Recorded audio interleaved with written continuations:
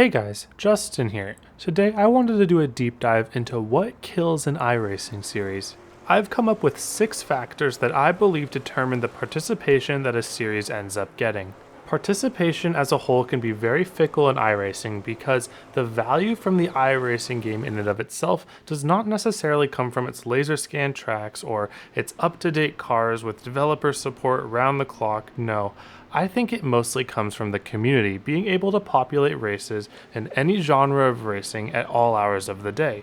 So, if you miss the mark on a couple of these factors, that's enough to just steer the community in another direction. These 6 factors, more or less in order, are the difficulty of the drive, the license requirement required to race it, whether the series is fixed or open set, whether the content is new or outdated, whether the content has a real life following, and other enjoyment factors. You'll see what I mean about those later. To give a quick example without diving into Dead Series just yet, let's take a look at the NASCAR series and how much participation they get.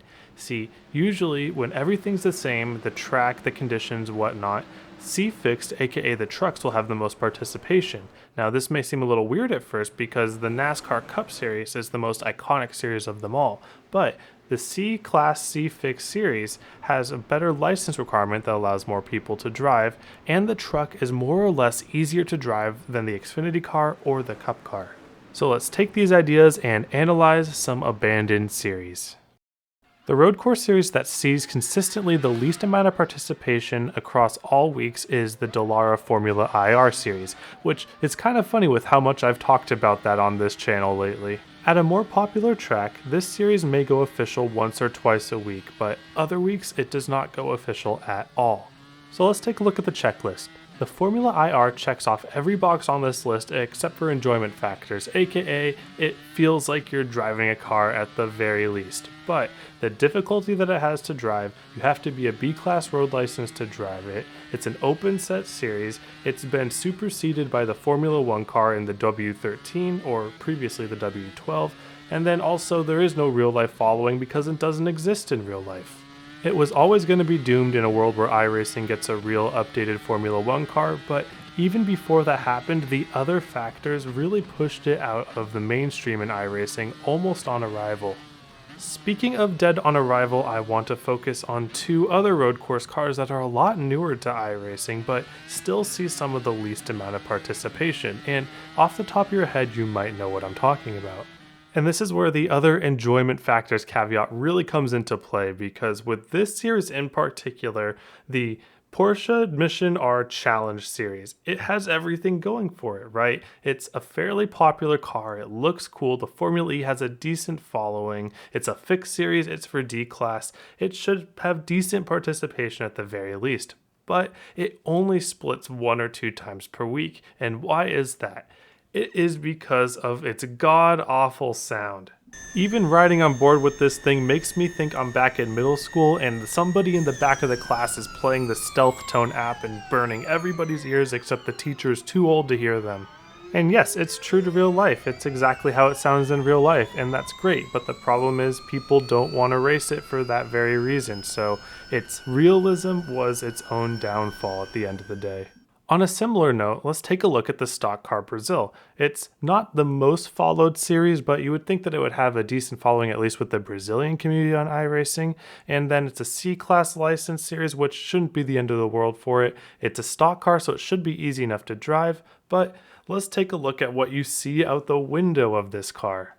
Yeah, I can't tell you what track this is. I really could not. I think I'm going to do a calculation here. They must be using 25% of the screen I can see the track out of, and that's a ridiculous racing experience, and yes, it is very realistic, and again, that's its own downfall. So yes, as a whole, road racing has a lot more variety in their series. I think that was a common complaint with some people that there were just too many series to choose from, and in the end, everyone just keeps going to the same pipeline.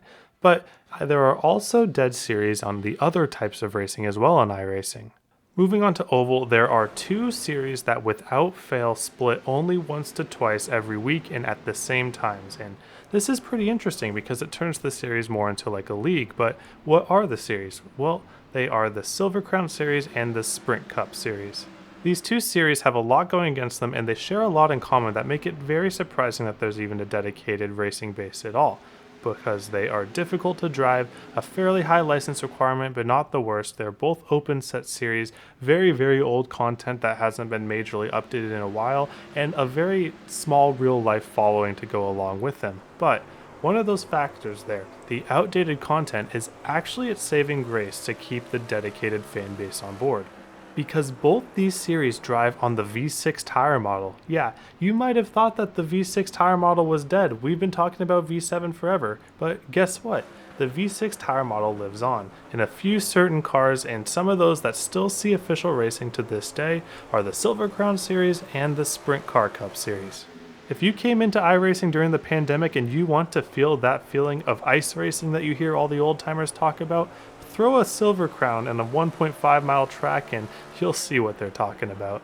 But as a whole, both these series have way too little real life following, are way too outdated, and just don't have the appeal to see consistent participation that even any of the other short track cars have on iRacing.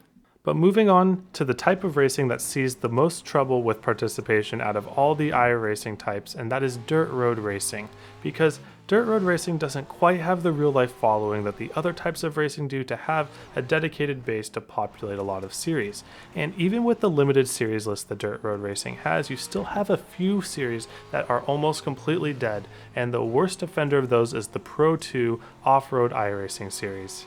This series is lucky to split even once any given week, and that's because it just checks the most boxes for bad participation. Being a Pro 2 truck, it's only two-wheel drive, which makes the difficulty higher than a Pro 4, and it's an open set series, and there's not much of a real life following for the trophy trucks as opposed to other forms of off-road racing like the Beetles or so on. And not to mention its high license requirement, that's just the nail in the coffin. Even though dirt road as a whole is kind of on life support right now in terms of iRacing, the lower license requirements and the easier driving of the Pro 2 Lights and the Pro 4s and some of the Beetle series are enough to keep the series running at least every hour. And finally, moving on to dirt racing, the two worst participation series are the Sprint Car series, which once again is not very surprising considering they check off most of the boxes. I would say the only box it doesn't really check off is the real life following, because there is very decent real life following for the sprint cars, but that's usually revolved around the Chili Bowl, and that's kind of where you see the sprint cars see a little bump in iRacing and kind of join the other ranks. But what really surprised me is right above them on the participation list is a rookie series, the Dirt Legends Cup. Now, what's going against this?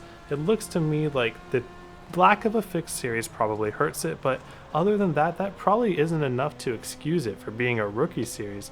I would say that without knowing too much about it, that the driving just must not be that good, or there might be something wrong with the way that the car drives in which it turns off people, similar to the Mission R and the Brazilian stock car that we talked about a bit ago. But would you guys consider racing in any of these series? Let me know in the comments below. And as always, I would really appreciate if you subbed to the channel. I know a really large percentage of people aren't subscribed, and it would make my day if you did, if you weren't already. Alright, thank you all for watching. I hope you all have a wonderful day, and I hope to see you all on the track.